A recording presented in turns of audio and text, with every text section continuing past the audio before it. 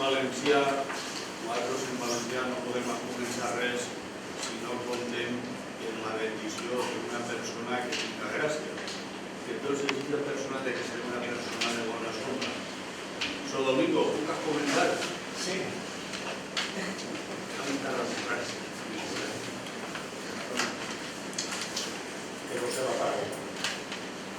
Bueno, pues vamos a empezar. El tema que nos trae es los lugares mágicos y en añadido pues, los lugares mágicos valencianos. Si esto lo explicamos correctamente y de forma científica, no hay creencia, podemos explicarlo desde el lado de las creencias o podemos explicarlo en científico. Para que nadie se enfade, entonces lo vamos a hacer en científico y así nadie nos llevará la contra, nadie nos podrá discutir nada. Al fin y al cabo es lo mismo. El nombre de lugares mágicos, lugar indica un sitio. Esto es un lugar donde estamos ahora. La palabra mágico se atribuye a aquellas cosas que se logran de forma sobrenatural. Y lo sobrenatural y mágico pueden ser pues, las propias creencias religiosas o cualquier magia que haga cualquier persona por ahí y no se pueda demostrar cómo lo hace. Entonces el lugar mágico es el lugar en donde conseguimos cosas de tipo religioso o de tipo menos religioso. En definitiva, el lugar mágico es donde conseguimos cosas extraordinarias. Si yo me encuentro mal, no me encuentro bien, y me voy a la fe, al hospital de fe, y allí me curan, yo tengo un cáncer, voy allí y allí me lo curan, para mí la fe es un lugar mágico, me han dado salud. Si yo lo estoy pasando mal económicamente, lo tengo duro, tengo muchas deudas, necesito dinero, y me voy al banco y el director, que es amigo mío, me lo presta, para mí ese banco es un lugar mágico. Me han solucionado un problema económico. Si yo lo estoy pasando mal, llego a mi casa y les digo, oye, que yo quiero ser feliz, y allí me hacen feliz, mi casa es un lugar mágico, ¿verdad? Es decir, que aquellos sitios que nos dan la necesidad que nosotros tenemos son lugares mágicos. ¿Y qué pasa si yo voy a una montaña o aquí en la ciudad de Valencia, cualquier sitio, un sitio determinado, que no me atiende ni el médico, ni el director del banco, ni mi familia, no hay nadie, y yo allí expreso que tengo una necesidad, y mira por dónde, sin hablar con nadie, me voy de allí y mi necesidad se soluciona? Ese lugar es un lugar mágico. Es decir, si yo voy, pido una cosa y allí se me concede, ese lugar es un lugar mágico. ¿Cuántos lugares mágicos hay en el mundo? Pues no lo sabemos. Muchísimos más de los que os podáis imaginar. Lo único que ocurre es que no es fácil verlos. ¿Cómo vemos que un lugar es mágico? Pues mirad, los antiguos lo veían esto cuando veían a los búfalos, a los toros, a los caballos, cuando los veían por el monte y veían que en el prado el caballo comía, pero del prado se iba a sitios que no había hierba, no había nada, y allí se acostaba a dormir o allí estaba varios días. ¿A qué iba ese caballo o ese toro a esa montaña que no tenía comida y allí estaba?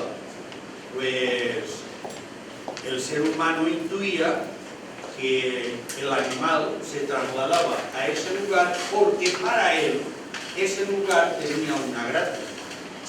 Eso que decimos de los animales en antiguo lo veis en los perros en actual. Un perro, cuando lo soltáis, no se sienta o se acuesta en cualquier parte y tampoco se sienta y se acuesta en cualquier dirección. sino que sin que nadie le diga nada, empieza hasta que encuentra el lugar. Cuando lo encuentra, empieza a dar vueltas, venga de vueltas, hasta que la cabeza la pone en un sentido y el rabo en otro. ¿Por qué hace eso? Porque intuitivamente capta la gracia de la zona y la gracia de las direcciones. Eso el hombre vio que lo hacían los animales y entonces intuyó que los hombres éramos más tontos que los animales porque no sabíamos apreciar eso y teníamos que aprender de los animales que ellos captaban esa gracia y nosotros teníamos que aprenderlo y la aprendimos. Y entonces allá donde veíamos que los animales se trasladaban, estaban y después se iban, aquello era un lugar sagrado. Hasta el punto de que si esos animales eran capaces de captar eso, quiere decir que quien sea, el ente que sea, a ellos los bendecía. Si nosotros no lo captamos, nosotros no estábamos bendecidos, el animal sí. Y entonces, forma de llegar al lugar sagrado era siguiendo el animal. Teniendo contento al animal, el animal te orientaba al lugar sagrado. Y de ahí que si os fijáis, cuando miramos culturas griegas, egipcias, romanas inclusive, incluso las cristianas nuestras, incluso la musulmana última, veréis que el respeto a los animales es una cosa que no tiene explicación. ¿Por qué una creencia que es teológica contempla a los animales como sagrados? Mahoma, que es el último, llega a decir que donde está el caballo no hay demonios. Donde haya un caballo no hay demonios. Pero hombre, vale más decir que donde esté Alá no habrá demonios, pero que Mahoma diga que donde haya un caballo no hay demonios, pues no sé cómo comprender eso, pero lo dice. Cuando lo dice es porque se lo cree. Es decir, que nosotros tenemos una orientación que nos la dan los animales y otra orientación que nos la dan fenómenos exteriores, diríamos, ajenos a la Tierra, celestes. El observar el cielo nos da unos fenómenos que es cuando hay tormentas, caen rayos, o cuando hay lluvia de estrellas, que nos indican qué lugares de la Tierra son sagrados. No es científicamente normal, no se puede demostrar de ninguna manera, que un rayo, que en un mismo lugar caigan dos rayos seguidos, o tres, o cuatro. Si nosotros montamos un pararrayos de acero, atraemos dos rayos, pero en una montaña que no hay pararrayos, ¿por qué el rayo siempre cae en el mismo sitio? Cuando esto en el resto de la geografía no ocurre.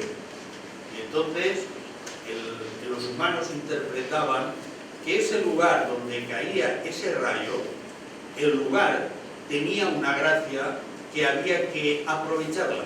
Y en ese lugar, el hombre hace 6.000 años, que no era fácil, horadaba pozos y encontraba agua. Y entonces esa agua era agua sagrada porque el rayo se lo había indicado.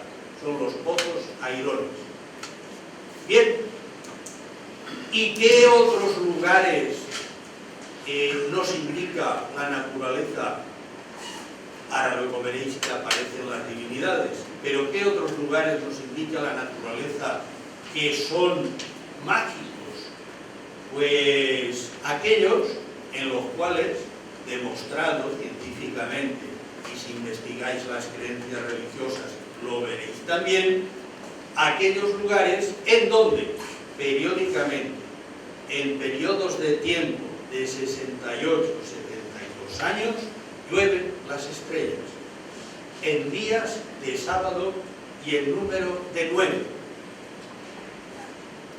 Y ahora vosotros, como os habéis quedado así, ¿esto de dónde sale? Pues hombre, de la historia de Valencia, conquista de Jaime I en 1238 cuando llega al Puig, que va a conquistar Valencia. La conquista el año mágico del Ramadán, de la lluvia de estrellas, en días de sábado y en número de 9, es decir, que durante varios sábados seguidos llueven estrellas en el Puig, pero si seguís investigándolo, veréis que esto pasa en Tarragona, en el monasterio de Santa Creu, y si seguís investigándolo, pasa en Barcelona, en Montserrat. Y si seguís investigándolo, lo encontráis en Santiago, en el Monte Libredor, Santiago de Compostela. Es decir, que el propio cielo nos indica el lugar mágico. Y en el extenso, el magnum de magia, de gracia, que el cielo te lo puede anunciar, es algo así. Imaginar que ahora cayera un meteorito y nos hiciera un agujero y ahí apareciera una piedra, pero no una cualquiera, sino un pedrusco mineral, todo un diamante de 200 kilos. ¡Caramba, qué bendición! Aparte de que quedábamos ricos, eso no es normal. Bueno, pues eso lo tenéis en la Meca, es decir, que en Arabia, hace no se sabe cuántos miles de años, allí cayó un meteorito que no es normal que sea de cristal, no es piedra, ni es mineral de hierro, es cristal. Lo que aparece en Superman y todo eso, pues allí lo tienen los musulmanes. Es decir, que a la Meca le cayó un meteorito de cristal y no se desintegró. Es decir, que de donde viniera, entró en la atmósfera terrestre, no se quemó ni se desintegró, y allí se quedó, y allí está.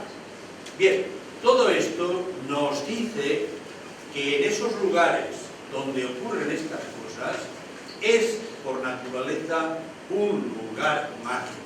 Nosotros aquí en Valencia, luego lo veremos, tenemos varios. Bien, ¿qué se nota en el lugar que ocurre esto? Pues en primer lugar se nota que de antiguo, no se sabe desde cuándo, en estos lugares siempre hay pozos que encuentran agua.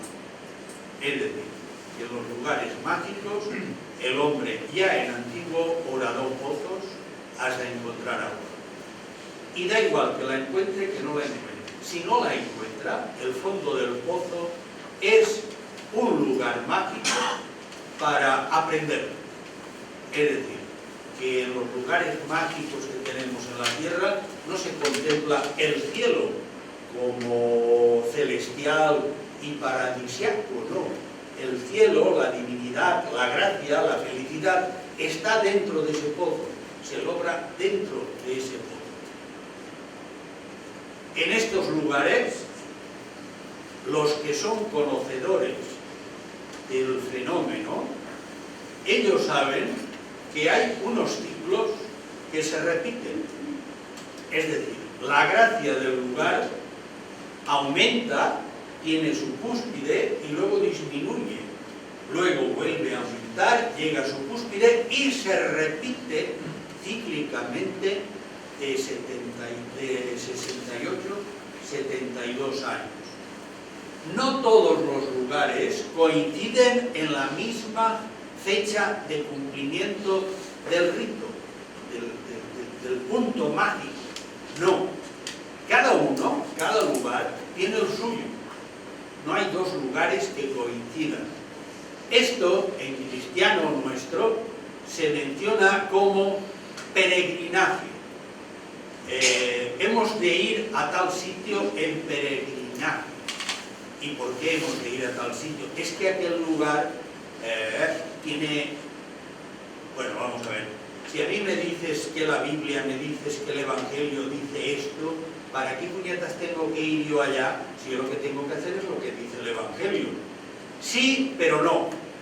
El Evangelio tiene su gracia si tú vas a ese lugar. Si yo creo en Dios y le pido a Dios lo que sea aquí, porque tengo fe, sí, pero ahí no te hará caso. Tienes que ir allá. Para que el milagro se dé, tú tienes que ir allá. Pero el peregrinaje, y ahí es donde todos los que manipulan las creencias son muy trucos y no te dicen la verdad. El peregrinaje, tú puedes ir cuando económicamente puedas, pero no es así. El peregrinaje se debe de hacer en su momento mágico álgido. Y a eso en cristiano le llamamos peregrinaje y en musulmán le llaman Ramadán. Entonces, el Ramadán, bueno, el peregrinaje cuando tengas dinero. Y Mahoma dice que por lo menos una vez en la vida, como ir allá les pillaba un poquillo lejos, pues decían por lo menos una vez en la vida. Una vez en la vida no. Si tú vas en una fecha que no corresponde, no te sirve de nada el viaje. Tú tienes que ir en la fecha Ramadán, que es en la cual llueven las estrellas. ¿Vale? Y los antiguos, pues por ejemplo, hasta el siglo VII, en el caso de la Mecoraba de Arabia, allí, en la Meca, lo que ahora es la Meca, Mecoraba, pues en aquel desierto, allí pasaban 40, 50, 60 años y allí no iba nadie. Es decir, se quedaba totalmente abandonado. Y de repente, cuando en la cultura del mundo, porque era eso se sabía en todas partes, en la cultura del mundo sabía que se iba a dar el Ramadán de lluvia de estrellas, en ese momento las caravanas de todas partes se ponían en marcha y cuando era el Ramadán en la Meca, allí no cabía. Allí había miles y miles de personas viviendo en el desierto esperando el fenómeno mágico de la lluvia de estrellas. Cosa que aprovecha Mahoma para apoderarse de la Meca y, partiendo de la gracia Ramadán que le da la Meca, conquista medio mundo. Y no lo conquista todo porque no puede atenderlo. O sea, que fueron tan tontos que en el momento mágico no se aprovecharon, no conquistaron el mundo porque no quisieron. Si hubieran querido, lo hubieran cogido todo, porque en ese momento el lugar les bendecía para que hicieran lo que quisieran. Bueno, esto se repite en todos los lugares mágicos. Lugares mágicos, pues por ejemplo, la Meca. Lugares mágicos, un lugar mágico es Roma, otro es Jerusalén. Otro en Egipto es el Cairo, en Inglaterra es Stonehenge, en Grecia es Oros, la península calcídica de los Montes Athos, aquello es otro punto mágico. Y tal como venimos para acá, mira por donde nosotros tenemos a rebosar de lugares mágicos y los tenemos menospreciados. Ni los conocemos ni tampoco nos importan, pasamos de ellos totalmente. Aquí en Valencia tenemos uno, a 300 metros no llega, la Plaza La Virgen, ahí tenemos uno. Si nos vamos para Sagunto, en el Puig, tenemos otro. Si nos vamos para abajo, la isla de Cullera. La isla de Cullera es un punto mágico para nosotros los valencianos. Ahora hablaremos de ellos. Esos lugares mágicos, repito, no coinciden en sus fechas. Es decir, cada uno su lluvia de estrellas la da en un tiempo. Pues el tiempo puede ser con desfases de unos con otros, pero que aquellos que se los aprendieron, pues esas fechas eran exactas. 68, 72 años. No podían, al no ser de 100 años, la fecha, en ciclos de 100 años, las siguientes había que memorizarlas. Pero aquellos que las memorizaban sabían que esto era así. Hasta el punto que dices, bueno, hasta el punto de que el calendario valenciano no se correspondía con el calendario de los catalanes de Tarragona, ni con los de Barcelona, ni con los de Santiago, porque cada calendario de cada zona se correspondía con sus hechos mágicos. Si nos vamos a Jerusalén, pues allí decimos, bueno, el calendario judío, sí, la Pascua después de la luna llena del no sé qué, del no sé cuánto. Coño, ¿y por qué? porque ustedes me marcan el calendario de Israel partiendo de una luna llena. Ah, es que eso ya lo dijo el padre Abraham, que es así, y sigue siendo así. Oh. Es decir, que esas cosas mágicas que se observan en la naturaleza son verdaderas. Las negamos, pero no, son verdaderas. Mucho más verdaderas que las que creemos en científico y en actual. Como son tantas cosas las que teníamos en este tema, vamos a saltar. Voy a centrarme en aquellas que os interesan. El lugar mágico, luego hablaremos de los lugares mágicos valencianos. El lugar mágico, cuando se va al lugar mágico a pedir algo, no se puede ir de cualquier manera. Yo no puedo ir, por ejemplo, al Puig y a decirle que lo que sea. Yo no puedo ir cualquier día, ni puedo ir a cualquier hora, ni puedo ir cualquier mes, ni siquiera puedo ir cualquier año. Tengo que ir en la fecha exacta, porque si no voy en la fecha exacta no me sirve de nada. Voy de turismo. Ahora, si yo voy en creencia, yo he de cumplir un calendario. Luego, cuando estoy en el lugar cumpliendo con el calendario Ramadán, no me sirve de nada razonar. Lo que yo piense razonando no me sirve de nada. Quien me oye, quien sea, el ente que sea, llamadle man, Dios, Alá, quien lo que queráis, el ente que me oye no razona, no me atiende por lo que yo hable de bien, o lo bien que yo recé, o lo bien que yo piense, o por lo buena persona que yo sea. El lugar no contempla eso para nada. El lugar contempla que hagas el rito de forma adecuada. Hasta el extremo que si yo hago las cosas bien, aunque vaya con mala intención, el lugar me lo da. Si yo, lógicamente, voy con buena intención, pues me lo seguirá dando. Y de la misma manera me iré con lo que pretendía de buena intención. Pero si voy de mala intención, el lugar me lo da.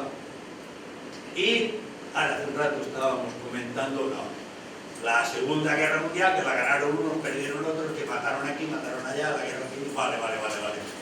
Los que ganan siempre no son los más buenos. Ganan aquellos que tienen más a su favor la gracia de los lugares. Y los que la desconocen son siempre los que pierden. Siempre pierde el que desconoce la gracia de los lugares. El que la conoce, ese siempre gana. Decir que Jaime I era más listo y era más honrado que los musulmanes de Valencia no es verdad. Lo que Jaime I tuvo una orientación de los templarios que le enseñaron cómo debía de hacer para coger Valencia. Y la cogió de forma mágica, no por las armas. Por las armas no la hubiera cogido nunca, porque el máximo de soldados que tuvo Jaime I, pues no llegaba a los 12.000. Nunca llegó a tener 12.000 hombres armados conquistando Valencia. Y la ciudad de Valencia tenía 20.000 habitantes con 12.000 soldados. Es decir, que los musulmanes hubieran barrido a los catalanes, pero los catalanes, en este caso los templarios, tenían su santuario, que era el Puig, que era el lugar mágico. Ahora hablaremos de él. Bien, los lugares no contemplan para nada la honradez, lo sinvergüenza que seas, el razonamiento que hagas, lo justo o injusto de lo que pidas. Si lo pides de forma adecuada, lo que pides, lo tienes. Porque el concepto de bien y mal que nosotros tenemos en nuestra mente, por lo que se ve en el mundo espiritual, no es el mismo. No es el mismo. Porque resulta que hay veces que nosotros hacemos cosas, vamos a ver, yo le tengo manía a quien sea, llego y lo mato. ¡Pum! Yo he hecho una cosa mala. Pero si esa persona, por sus circunstancias, va a Dios y va al cielo, caramba, yo le he hecho un bien. yo soy un criminal, pero yo le he hecho un bien, ese va al cielo. ¿Qué cosa más grande puede lograr si es lo que él quiere, el cielo, y yo se lo doy? Entonces yo no he hecho un mal, he hecho un bien. El concepto de bien y mal, ¿vale? Pero resulta que a mí me toca la primitiva, y como soy un poco subnormal, os la reparto a todos. Y ya tenéis todos ahí 1 millón de euros, y os compráis todos un coche, un helicóptero, y mañana os habéis estrellado todos por ahí. ¿Qué bien os he hecho yo a vosotros? Es decir, que el concepto de bien o mal, en el mundo espiritual del que estamos hablando, no es el racional que nosotros llevamos. No lo podemos comprender, pero es así. Si tú lo que pides, ahora que estoy viendo un futbolista, tú pides ganar un partido y rezas a la Virgen, y si hace falta al demonio, si no a tu suegra, pero si te lo da el que ganase, tú eso para ti es, ¿no? Bueno, y si se lo has pedido a tu suegra y a tu al demonio y te lo da, enséñalo a este, no a este. Entonces, oye, te ha hecho un bien el demonio y tu suegra, oye, los mejores del mundo, tú, ¿o no? Entonces el bien, ¿cómo y el que pierde qué? El bien del mal del que pierde. Quiero deciros que en los santuarios y en los sitios con gracia, los razonamientos humanos no valen. Vale el saber hacer las cosas, la oportunidad y el saber hacer las cosas. En este saber hacer las cosas y en esa oportunidad, ¿qué nos encontramos? Pues mirad, si miramos la historia, resulta que en Santiago de Compostela, donde ahora está la actual catedral, allí aquello era de todos los tiempos, era un cementerio, pero no de época romana, anterior, era un lugar que allí se llevaban a los que morían y los incineraban, los quemaban. Y los que hacían este trabajo eran una cofradía que no cumplían una función material, la vivían espiritualmente. Y resulta que esas personas que vivían en cuevas bajo tierra, estas personas, los habitantes de la zona les llevaban allí sus difuntos, ellos los quemaban, y resulta que las almas de los difuntos se quedaban por allí en forma de estrellas. Y los que habían quemado y los quemadores por la noche salían y bailaban todos juntos. Uno, su cuerpo material, y el otro, su cuerpo espiritual en forma de un halo de luz. Y eso es lo que veían los que estaban en aquel entorno. Aparte de que cada 68 años lloverán las estrellas. Los fenómenos con los cuales pedimos las cosas en el Libredón, en Santiago, era bailando. Allí la cofradía bailaba. Nada de oraciones, no, bailaba. Es decir, que aquella gente bailaba. En otros sitios es cantando salmodias que no son inteligibles, no tienen letra, se cantan salmodias. En Athos, por ejemplo, allí se miraban el ombligo. Es decir, que allí, en el monte Athos, antes de Roma y del cristianismo, en un monte que no hay para comer ni las serpientes, pues llegó a haber 2.000 o 3.000 personas viviendo allí. Es que no comían, ni bebían. ¿Y cómo lo lograban? Bueno, es que el que llegaba allí, de donde llegaba allí, copiaba los que allí había, y aquellos se quedaban mirando el sol, se sentaban en el suelo, miraban el sol, y así se quedaban. Y en ese éxtasis no comían, ni bebían. Eran los Oros, a nosotros nos queda Athos, pero el monte es el monte Oros. Oros es sol, es decir, el monte del sol. Allí la gente iba a iluminarse con el sol. Los que iban al monte Athos ni bailaban ni cantaban, se quedaban calladitos. Y Esa era su gracia. Roma mandaba a Grecia, al monte Athos, a los que después en Roma eran los augures, los que decidían todo. Pero si no pasaban por Athos, no los reconocían. Bien, en cada lugar las cosas que se hacen son distintas. En todas, lo único común son los ritos del agua y del fuego. Es decir, que en todos los lugares mágicos o sagrados nos encontramos con los ritos del agua y del fuego. Ritos del agua. Los ritos del agua de los lugares sagrados son los del agua lustral. Es decir, que nosotros preparamos, buscamos un sitio donde haya una especie de concha en la piedra y tal, que de caer agua al agua se quede allí, y lo rellenamos de leña, y tenemos el montón de leña allí, y nos esperamos. Cuando viene una tormenta, que viene, pues encendemos la hoguera, y al llegar la hoguera, al llegar la tormenta, el agua nos apaga la hoguera. Luego, cuando ya se ha apagado la hoguera y se ha ido la tormenta, cogemos esa agua y la metemos en tinajas, la metemos en aljibes, la metemos donde sea. Eso es el agua lustral.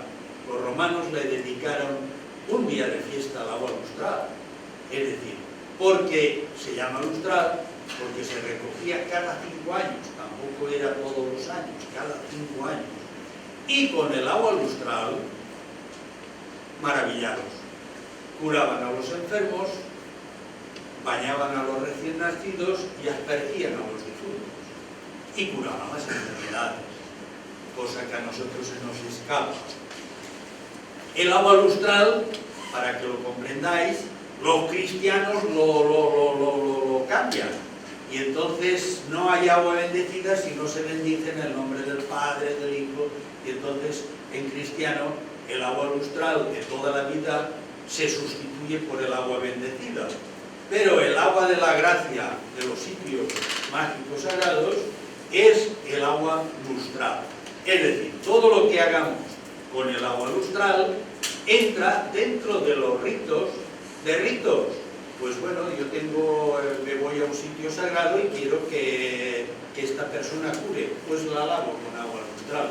Y es lo mismo que si vamos a la fe y nos dan antibióticos, pim, pam, pam, y nos curan. Pues con esto curaban los antiguos. Y era verdad, curaban. El otro, el fuego. En todos los ritos de los lugares mágicos entra el fuego. Pero el fuego, y aquí señalo a los cabritos de los pirotécnicos, el fuego no se puede encender de cualquier manera. Es decir, que el fuego no puede encenderse de cualquier manera. El fuego es agradecido y cumple con tu deseo siempre que tú lo trates como una divinidad y le des el tratamiento adecuado. El fuego se enciende, por ejemplo, en las fiestas locales tenemos al día siguiente la fiesta del Bos. La fiesta del Bos es la fiesta de la fidelidad. Y la mañana, antes de salir el sol, se empieza dentro de un cementerio. Y en el cementerio se enciende una hoguera. Y esa hoguera es de archilaga, aliagas, que es la misma que encendió Moisés cuando se le apareció Dios. Nosotros eso lo hacemos en los cementerios. Y por la noche hacemos acordar, si por la mañana hemos encendido la hoguera en rito valenciano, por la noche encendemos la pólvora y continuamos con el rito valenciano. Y es de entrar dentro del fuego tal como vamos vestidos, a pelo, sin saltos ni puñetas, y el fuego no nos quema. Entramos dentro del fuego y el fuego nos bendice. Y eso es cuando aplicamos el rito correctamente. Cuando hacemos pirotecnia, nos vestimos de marcianos, tiramos cantidad burradas que no sabemos cómo la hacemos, ni hacemos los ritos que toca, el fuego no nos bendice. nos maldice. Y esta es una época maldecida pirotécnicamente porque los ritos del fuego, en el caso de los valencianos, no los hemos continuado, los hemos alterado. ¿Vale? Los ritos del fuego, fijaros si son importantes, que cuando el cristianismo triunfa, el cristianismo es teología, teoría de Dios y lo que Dios quiere. Pero ¿qué puñetas tienen que ver los ritos del fuego dentro de los evangelios y dentro de las iglesias? Pues porque los cristianos hacen suyos los ritos del fuego, pero tampoco los aplican correctamente. Bueno, retrocediendo, los lugares mágicos que han existido y existen en todo el mundo, hay un fenómeno que es muy llamativo, y es que tienen una vigencia histórica que se conoce de tal fecha, el Puig, ¿en qué año llovieron las estrellas? Pues en tal año, tal año, tal año, tal año. Vale. Y a partir del momento que la conquistamos nosotros, ¿en el Puig siguen lloviendo estrellas? No. Es decir, que cuando un lugar mágico lo cogemos los cristianos y lo cristianizamos, desaparece su magia. Pero lo mismo les ocurre a los musulmanes. Los musulmanes, cuando Mahoma me coge la Meca y la hace suya y pone allí su teología, ya no se repite más el fenómeno mágico. Pero es que lo último que cogimos nosotros, en este caso el Monte Athos, Oros, que primero lo cogimos nosotros, pero aún se mantuvo la gracia, pero es que finalmente lo cogieron los musulmanes y desapareció. Nosotros aún mantuvimos un pelín de gracia, porque los monasterios de Athos, los papas, primero lograron que el emperador desapareciera todos los esicastras de la montaña. Los desapareció. Pero igual que por un lado les cortaba el cuello, por otro subían otros y allí estaban. Y viendo los papas que no podían eliminar aquello, mandaron frailes cristianos para que cristianizaran aquello. Y los frailes cristianos, cuando llegaban allí, se hermanaban con los que estaban allí, no reñían, no se intentaban convencer. Incluso los cristianos copiaban a los que había allí y se hacían herejes. Y finalmente, si miráis la historia, veréis que el Monte Athos es una república de monasterios. Allí aquello no es solo de una creencia, una república. Pero esa república de monasterios, cuando la cogen los musulmanes, se acabó su gracia. Los musulmanes, en eso, tengo amigos que me cortarán el cuello, pero eso es verdad, tienen muy mala pata. Cuando cogen un lugar con gracia, la desaparecen. Después, cuando ellos llegan, después allí no queda nada, desaparece. Bien, en estos momentos, como todo hemos cogido los cristianos y los musulmanes, pues los fenómenos de la gracia no se repiten. No se repiten. ¿Y qué pasa? ¿Que esa gracia no está? No, la gracia está. Y para que aprovechemos el tiempo, la gracia nosotros, aquí en Valencia, pues mirad, aquí en Valencia el lugar de máxima gracia lo tenemos entrando por la catedral, por la Puerta de los Apóstoles, saliendo por la otra, es decir, en el crucero del altar mayor. Entráis por la Plaza de la Virgen, salís por el obispo, por el arzobispado, entráis por la Plaza de la Reina y salís por las otras dos. Bueno, donde se cruza arriba la Micha Tarancha, ahí tenéis el lugar de máxima gracia de la catedral. Todos los lugares que os encontréis que son catedrales o iglesias antiguas, todos tienen la característica de haber sido un lugar sagrado antiguo, un lugar mágico. Nosotros, aquí en la península ibérica, y los franceses y los ingleses y los alemanes y los suizos, resulta que hace 6.000 años nosotros levantábamos piedras las más altas que encontrábamos, las más descomunales, levantábamos monolitos, menires, y entonces resulta que esos menires tenían la gracia de ser nuestros actuales templos, pero para ellos la naturaleza, el entorno era el templo, y la piedra nos indicaba el lugar mágico. En el siglo IV o V los papas ordenan a sus obispos tal, que cuando vean una piedra de esta que la desaparezcan. Y desaparecen todas. Aquellas que se han salvado era por estar dentro de bosques que no se veían, las que se han salvado. Pero hombre, qué curioso. Allí donde anterior al cristianismo hay un menhir, ahora vamos y nos encontramos aquí en España una iglesia románica. Lo mismo pasa en Francia. Es decir, todas las iglesias románicas están en aquellos lugares que estaba lleno de menhires. ¿Por qué la catedral nos la hacen los cristianos en el antiguo lugar de la mezquita? ¿Por qué los musulmanes hicieron allí la mezquita? ¿Por qué los visigodos hicieron allí su iglesia? Pues llama y sencillamente, porque hace 2000 años esto era una isla. Donde está la catedral era una isla, toda rodeada de agua. Y para los edetanos que vivían en esa zona, bajaban a esa isla, porque en el centro, el día que se haga arqueología, allí estará, en el centro de la isla interior de la catedral, había un pozo, que en valenciano se le llama Abén, gracias a mi amigo que yo no me acordaba. Es decir, hay un pozo, un Abén, un pozo, es decir, que habían excavado un pozo. Valencia solamente tiene sólida, tiene una losa donde está la catedral. El resto es sedimento para abajo, no hay piedra. Pero ahí sí. Bueno, pues en esa losa habían picado un pozo y ese pozo estaba lleno de serpientes. Y ese pozo era el airón sagrado de los antiguos edetanos de esta zona.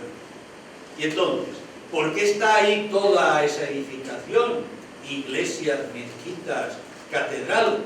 Porque allí está la gracia, está el pozo, está la Abén, está el airón. ¿Vale? Ese tenía agua y la gente bajaba en peregrinación, llegaba a ese pozo y aunque hubiera serpientes, el equivalente para ellos de esa agua, de ese pozo, era el equivalente al agua lustral, era el agua que hacía los milagros. Nuestro río Turia, el nombre nos dice que es el río de los pozos, las vacas y las serpientes. Nosotros tenemos un río mágico de vacas, pozos y serpientes. Para nosotros los valencianos, las serpientes son sagradas, representan las almas, son sagradas. En el caso de Cullera, que también era otra isla, allí había más abéns. Así como el nuestro es artificial, aquellos eran chimeneas volcánicas. Y entonces, ¿por qué cuando hacemos arqueología, nosotros es donde decimos aquí hubo un pueblo íbero, un pueblo edetano? Miramos y no hay enterramiento. Bueno, es que había una costumbre, cuando los pillaban muy lejos, de incinerar a los muertos. Pero había otra costumbre. Los viejos edetanos, así como hoy se van a la residencia, en aquel entonces, cuando se hacían viejos, no esperaban a hacerse viejos y tal, cogían su barquito y se iban a la isla de Cullera y allí estaban esperando a que les llegara la muerte. Y cuando morían, los vivos cogían a los que y los tiraban a los abéns, a los pozos, que eran chimeneas sagradas que no tenían fondo. Es decir, que el cielo no estaba arriba, estaba en el centro de la tierra para los antiguos.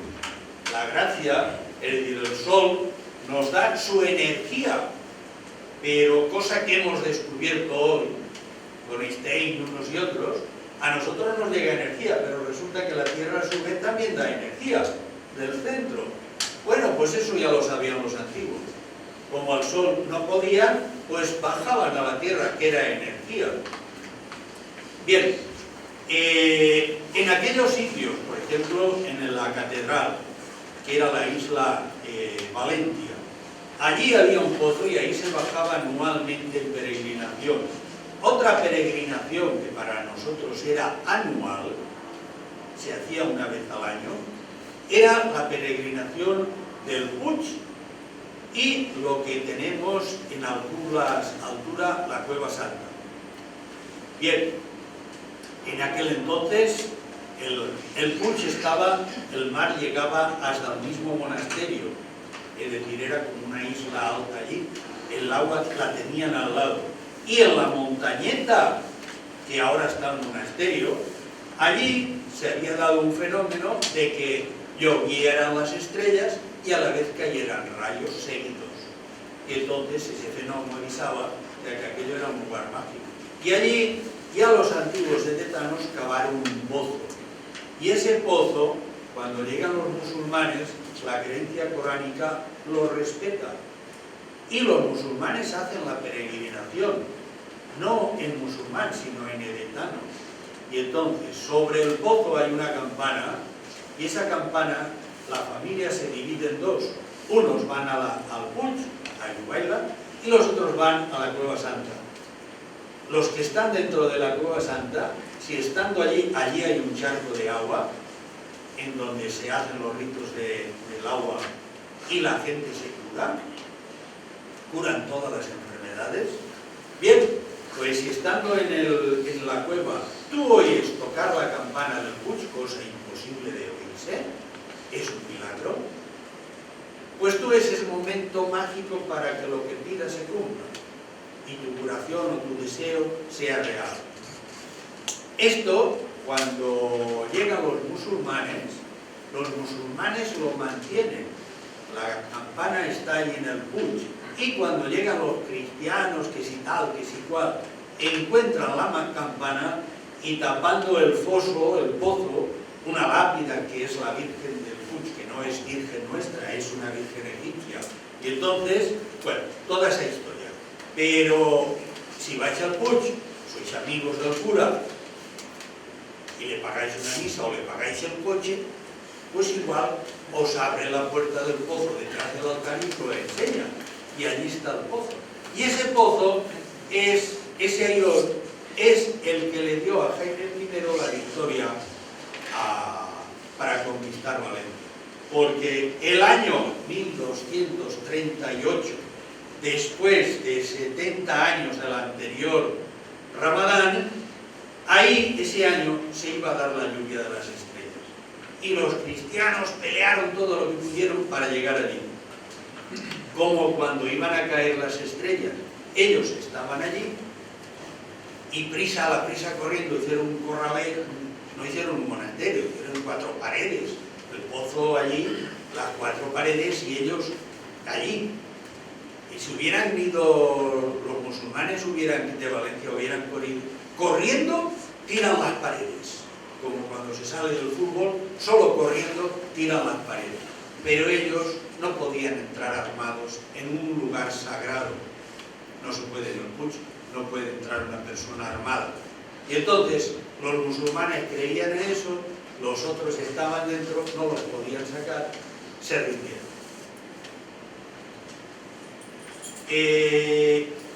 Si seguís investigando, veréis que en todos los lugares que tenemos los valencianos que tienen esta característica mágica, os encontráis con el pozo, con el agua y con el rito del fuego. En este momento, por desgracia, todo esto se nos ha esfumado. Perdura en la mente de la gente mayor, por ejemplo, si os vais a las peregrinaciones de altura de Segorbe, de Casinos, de Libia, de Alcubles, si vais a todas estas, a la Cueva Santa y a los viejecitos de allí, abuelets, ¿usted a qué viene? Que usted a qué viene, yo a oír la campana. ¿Qué te están diciendo? Te están diciendo que de antiguo perdura el que tienen que ir allí al monasterio a oír la campana. ¿Qué campana? La del Puig. Bueno, como ahora allí en la iglesia han puesto una campaneta, pues todo el mundo interpreta que es esa campaneta. Y también os vale, porque si vais a la Cueva Santa a mojaros con el agua bendita de la cueva, que es la que cura, que es la Ailón, no vayáis en cualquier momento, esperaros en la hora de marcado de horas. Y si vais a las 12 de la mañana, tenéis el máximo de tocar la campana, que son 12. Es decir, el ideal de ir allí a las 12 de la mañana cuando toca la hora. Os metéis en la cueva y arriba, en ese momento, os bañáis, pedís lo que pidáis y se cumplirá. No os digo más lugares porque los otros ya dan dinero y ahí no quiero yo arruinaros la vida. ¿Vale? Bien, como el tema es que se las trae, vamos a dar un tiempo para lo que queráis preguntar.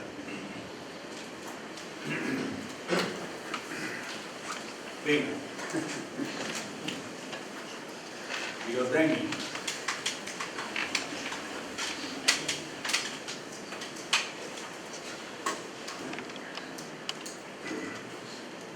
Tenemos una aseveración cristiana y los musulmanes hacen igual, pero es errónea, y es que en las creencias antiguas el fuego no es el infierno, sino que el fuego es Dios. Es decir, vamos a ver. La Biblia nos dice que Moisés se sube allá arriba y está allí, enciende unas aliagas y ve a Dios. Pero ve a Dios ¿a través de qué? A través del fuego. Si el fuego es el demonio, ¿cómo puede ver a través del fuego a Dios? Hubiera visto al demonio, ¿no? Pero no, dice que ve a Dios. Si el fuego es donde el demonio quema a los malos y tal en el infierno, ¿por qué en las iglesias encendemos tanto cirio? Vamos a Lourdes y allí hay una hoguera de cirios y vengas de cirios, vengas del fuego. Cuando queremos pedir algo, ¿por qué encendemos una vela? ¿Ah? Que me había olvidado. Cuando hacemos los ritos del fuego, no nos vale cualquier fuego, ¿eh? Es decir, no vale encender un mechero o encender... No, tiene que ser el adecuado. Con los fuegos de la pólvora pasa lo mismo. No podemos hacer un cohete como de la gana. Si no cumple los requisitos, nosotros estamos haciendo burro. O sea que o lo hacemos bien o no vale. ¿Por qué encendemos una vela cuando podemos encender otras cosas? Pues porque esa llama nos ilumina la mente, la nuestra. Es decir, que a mí me está iluminando la gracia de esa luz. Aunque no la mire, la tengo ahí, me está iluminando. Los templarios, así durmieran solos o 200 todos juntos, siempre tenían una vela encendida. Se dormían, no mirándose para la derecha o para la izquierda, no. Que se acostaban, si la vela estaba en una esquina de la sala, todos acostados mirando la vela. Se dormían mirando a la vela, porque mirando la vela todos iban a Dios, aunque no os lo creáis. Ellos lo creían. Y su fe, su enorme fe, les venía de él. Mirando la luz de una vela, iban a Dios. ¿Por qué nosotros, si lo que pretendemos es bendecir una casa? Yo he comprado una casa, quiero bendecirla, o puedo llamar al cura que me venga y con el hisopo, me diga sus oraciones, o yo por el fuego quiero bendecir la casa. Pues en el caso de la casa, meteré un poquito de aceite, una mineta, un algodoncito, la encenderé y la tendré encendida hasta que se acabe el aceite. He bendecido mi casa. Si yo hago eso y en vez de una llama y luz me empiezan a echar humo, al que le he comprado la casa se la devuelvo. no habito esa casa y vosotros debéis habitarla. La llama os avisará si admite ser bendecida o no lo admite. Si no la admite, devolverle la casa al que os la ha vendido. ¿Vale? Ya os diré por qué. Porque si la suegra la tenéis al lado, está claro que no es la suegra, es otra cosa. Es otra cosa. ¿Por qué? Porque eso me ilumina y esto bendice y el trozo de pólvora tiene otra gracia. ¿Por qué? Pues porque es así, no puedo alterarlo. ¿Por qué yo no puedo hacer para una hoguera de leña para recoger el agua lustral y hacer el receptáculo para recoger el agua de cualquier manera? Pues porque si no, no vale. Ahí lo tenéis en el libro La Biblia, ahí está Salitro Bucay, Goya, es un cuadro de Goya donde está haciendo agua lustral, un romano, pero lo recoge Goya en su cuadro. Y entonces, para recoger el agua lustral por el fuego, el recipiente tiene que ser redondo. Pero en cambio, para guisar es como una herradura, tiene una salida. ¿Por qué no puedo recoger yo el agua lustral de cualquier sitio? Es que el fuego tiene que ser el suyo. Es decir, el rito, el hacer las cosas, es como si yo digo que voy a fundir, pues yo que sé, acero, y cojo mineral de hierro, pero no le mezclo el carbón, la arcilla y tal igual, y en vez de acero me sale hierro, no me sale acero. O quemo toda la escoria esa y no me sale nada. Tengo que hacer las cosas bien. Pues con los ritos del fuego es igual. ¿Estamos? Todo el plato lo podéis experimentar. Lleguéis a casa, un poquito de aceite, una milleta, la chafáis, la encendéis, ilumina, bien, vale, ya está claro. Te has casado con la chica que toca y ella se ha casado con el que toca. Si aquello sale mal, divórciate. O la cosa la tiene la casa y tú te has equivocado.